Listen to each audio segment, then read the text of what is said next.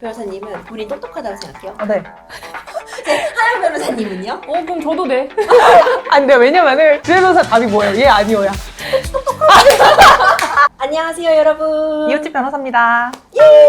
오늘은 공부 얘기 좀 해보려고 그래요. 아, 공부 우리 전문이죠. 우리가 추구하는 바는 뷰티, 패션, 헬스케어 이런 쪽이지만 남들이 우리에게 보는 건 공부죠. 공부하는 애들. 우리가 나름 이 변호사가 되기까지 공부 진짜 오래 했잖아요. 거의 많이 진짜 하고. 보니까 거의 30살 될 때까지 계속 공부밖에 안 한 사람들이 우린 냉정하게 보면. 그렇죠. 그래서 오늘은 공부 얘기 재미없으려나? 좀 궁금합니다. 아무도 안 궁금해할 수도 있지만 말해볼게요. 변호사님은 본인 똑똑하다고 생각해요? 네. 그치. 다음 이제 발언 기회 주지 마. 넘어가. 하영 변호사님은요? 그럼 저도 네. 아니, 근데 왜냐면은 주혜 변호사 답이 뭐예요? 얘 아니오야. 질문을 받고 뭔가 우리 똑똑하진 않지만 성실히 열심히 했어요 라는 답변을 해야 되나라고 잠깐 고민했는데 질문했을 때. 그 어떤 느낌이냐면 진짜 그냥 타고나게 예쁘고 몸매 좋은 애가 저는 원래 통통해요 이런 느낌인 거잖아. 오히려 그래서 인정할 건 인정하자. 물론 우리가 너무 뛰어난 사람들 사이에서 진짜 똑똑한 머리 맞아. 그런 사람들을 너무 많이 보고 자랐기 때문에 나는 안 똑똑하진 맞아. 않아 라고 맞아. 하지만 운이 좋게도 공부를 잘하는 집단에 속해 있게 되잖아요. 뭐 외고, 뭐 대학교에서도 그렇고 로스쿨에서도 그렇고 항상 너무 똑똑한 사람들 진짜 찐 천재들을 너무 주변에 많이 보니까 우리 스스로 아휴 이걸 한 번에 못 외우면 우린 바보지. 그치. 뭔가 이런 생각을 하게 되는 맞아. 거예요. 스스로가 되게 작게 느껴지죠 항상. 너무 진짜 기라성 같은 사람들이 너무 많기 때문에. 근데 전 제가 그래도 똑똑하다고 느낀 건 적어도 이 법학 분야에 있어서는 그래도 좀 암기력이나 이런 거 좀 좋은 것 같아요. 잘 외우는 것 같고 그걸 외워가지고 우리가 이걸 다시 잘 풀어내서 써내는 능력이 중요하잖아요. 그런 건 그래도 좀 잘 외우지 않았나 이런 생각을 해봤어요. 전교 1등 해본 적 있어요? 아니요. 근데 뭐 못하는 상황 아니었나요? 대청중 대원외고에서 그렇지. 전교 1등 그렇게 여기서 좀 그 학생들 아니잖아요. 저는 중학교 때 전교 1등 해본 적 있어요. 되게 똑똑한 남자친구랑 공동 1등이었던 거예요. 정말 마지막 소수점 자리까지 똑같아서. 진짜? 그때도 그냥 좋았던 것 같아요. 좋지 당연히 좋지. 엄청 좋을 좋지. 것 같은데 전 느껴본 적이 없네요. 외고 가서는 근데 못 느껴봤네. 전교 1등이 뭐야? 전교 1등을 물론 해보기도 해봤지만 더 자부심을 가지는 부분은 중학교 때, 고등학교 때 모두 성적이 우상향했다는 점이에요. 그냥 쭉 올라가서 전교 1등. 오, 진짜? 대단하다. 그래서 그거에 오히려 전 자부심을 갖고 있어요. 처음부터 되게 잘했던 그런 거란 게 보다 그냥 꾸준히 했더니 쭉 그냥 치고 올라가는 그런 케이스? 저 하나 이게 재미있던 기억이 있는데 제가 중학교 1학년 때 처음으로 우리 등수가 나오잖아요. 그때 전교에서 8등을 했는데 우리 반에서 2등이었던 거야. 그럴 수 있잖아요. 우리 그치, 반에 그치. 전교 2등이었던 친구가 있었어. 선생님들이 들어와서 이 반에 누가 1등이냐고만 물어보는 거예요. 근데 그때 어린 마음에 그 어린 주혜한테는 와 이거 너무 이거 나도 뭐야? 8등 했는데 이거 뭐지? 깜깜 이거 1등 내가 했었거든. 이거 어떡해? 약간 좀 억울함이 조금 있었던 것 같아요. 근데 그때 그거 경험 때문에 그 이후에 되게 공부를 열심히 했어요. 중학교 3학년 때 담임 선생님이 저를 교무실로 불렀어요. 중3 1학기 첫 시험을 보고 저를 불러서 너 몇 등 했을 것 같니? 이렇게 되게 다정하게 물어보시는 거예요. 그래서 글쎄요 한 6, 70등? 그랬더니 한 뭐 67등인가 그 정도 한 거예요. 선생님이 명진아 너는 내가 볼 때는 이거보다 훨씬 더 잘할 수 있는 사람인 것 같은데 한번 좀 더 올려보면 어떻겠냐고 그렇게 말씀해 주셔서 그 선생님 말씀을 듣고 나는 훨씬 더 잘할 수 있는 사람이구나 라는 생각이 그게 되게 인상적이었거든요. 이런 게 정말 좋은 선생님이시다. 그쵸, 나를 믿어주는 믿어주고. 거 그래서 나의 잠재력을 확 끌어올려주는 거.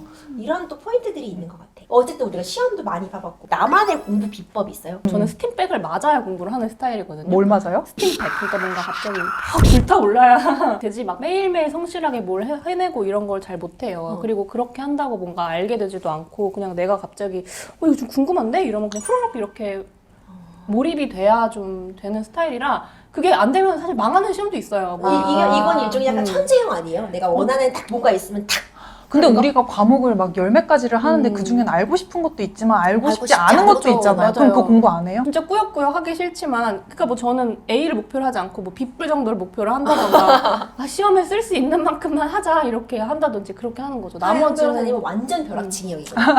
그쵸. 그 벼락치기에 훨씬 가깝죠.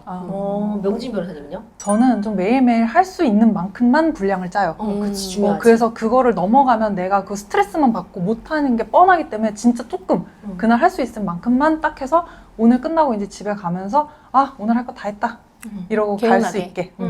저도 명진 변호사님 같은 스타일이에요. 저는 진짜 꼼꼼하게 계획을 짜서 딱 그 내가 정해진 분량을 딱 그날 완수하면은 더 하려고 하지도 않아요. 맞아. 저는 딱 이미 만족. 딱 여기까지. 근데 그거를 꾸준하게 지켜가지고 되게 장기 프로젝트로 세우죠.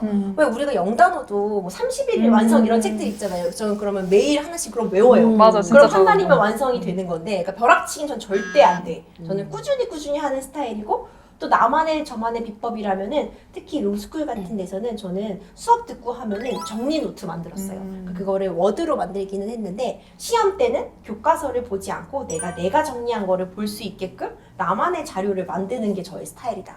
이렇게 그런 방식도 저한테는 잘 맞았던 것 같아요. 이제 시험 전날 어떻게 보내나 이것도 궁금하실 것 같아요. 시험 전날의 모습이 어때요?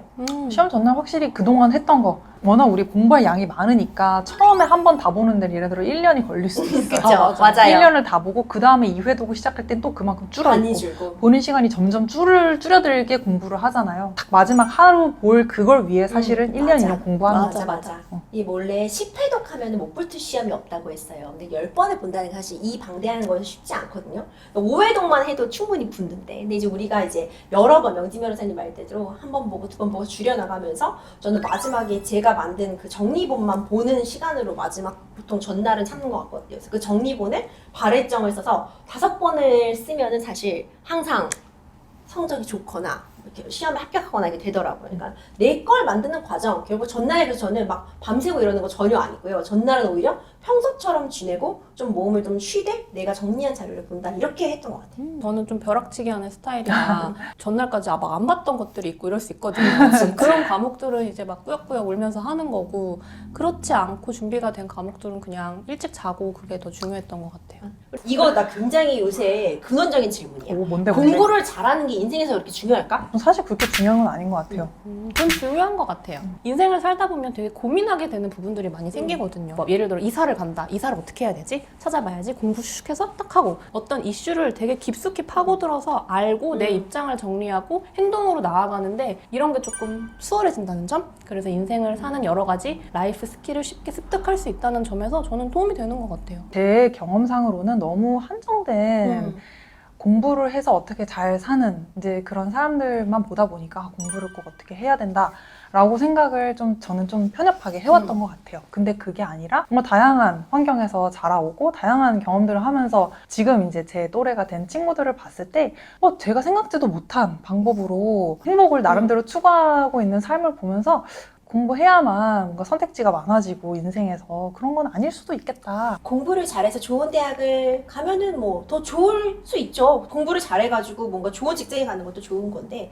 우리가 모두가 왜 다 공부를 해야 되느냐 그 근원적인 질문을 던져본다면 성적을 잘 받기 위해서는 솔직히 얘기해서 1등만 기억하는 더러운 사회가 맞는 것도 맞거든요. 성적 순으로 이렇게 매겨지면은 1등이 있고 2등이 있고 꼴찌도 나오잖아요. 그럼에도 불구하고 모두가 어쨌든 학교에 앉아서 공부를 하라고 하는 이유는 성적을 잘 받으려는 게 아니라 어쨌든 시험이라는 그런 미션이 있을 때 내가 한번 끝까지 노력해본 경험, 한번 끝까지 노력하고 인내하고 뭔가 완수하려고 노력했던 그 경험을 좀 새겨주기 위한 게 아닌가 저는 이런 생각을 했거든요. 그래서 왜 요즘 춤을 진짜 잘 추는 분들도 많고 예술적으로 뛰어난 분들도 많은데 그때 그 국영수 과목을 공부했던 게 도움이 되는 게 아니라 어쨌든 노력해본 경험이 있다면 내가 나중에 뭘 해도 잘할 수 있을 거라고 생각해서 성적을 잘 받는 게 중요한 게 아니라 끝까지 한번 노력해본 경험을 뭔가 초중고등학교 때 심어주기 위한 게 아닐까 이런 생각을 개인적으로 해봤어요. 이걸 보고 계시는 분들에서 뭐 직업을 결정하는 시험들 앞두고 계신 분들 많이 있을 것 같아요. 마지막으로 우리 뭔가 응원 한마디씩 해주는 것 같아요? 저희가 오늘 이 컨텐츠를 통해서도 잘 드러났듯이 사그람이 되게 타고난 성향이 달라요. 그래서 저같이 이런 사람이 막 주혜 변호사님의 영상을 보고 감화를 받아서 오늘부터 나도 발을 정자를 써서 매일 성실하게 해야지 한다고 해도 그게 쉽지 않거든요. 그치.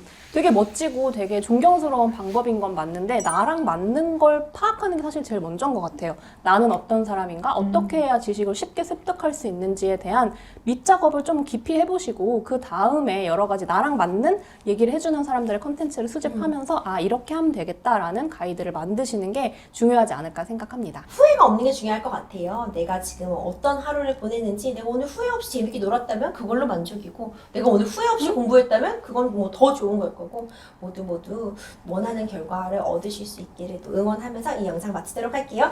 유익하셨다면 좋아요, 구독. 알림 설정까지 부탁드려요. 안녕.